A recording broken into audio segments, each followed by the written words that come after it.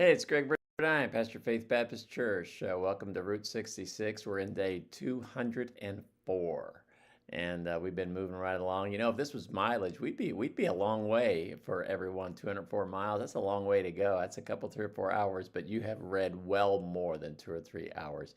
You're going to read 3 chapters today. Chapter 1, 2, and 3 of a new book, Ecclesiastes. One of the books that has the weirdest name. It actually comes from the term the preacher. And so it's just some teaching from Solomon, I believe. And he talks about the wisdom of God, following God, and it talks about, the emptiness of life without God. Some terms is under the sun, just right here on this earthly plane, how meaningless life can be. And so if you're not careful, this can really get you down. But I think if you follow it through to the end, it'll give you some encouragement. It's a reality check. So what do we find?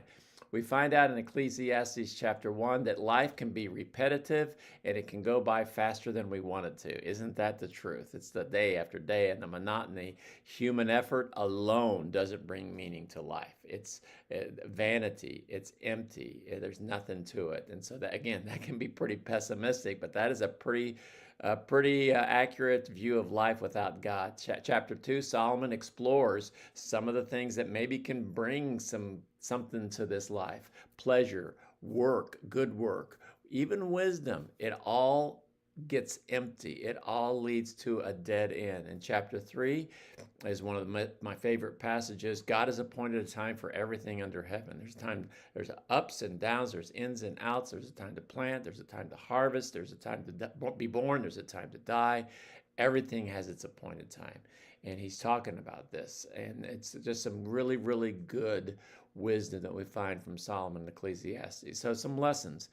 One lesson, earthly pursuits apart from God will lead to emptiness.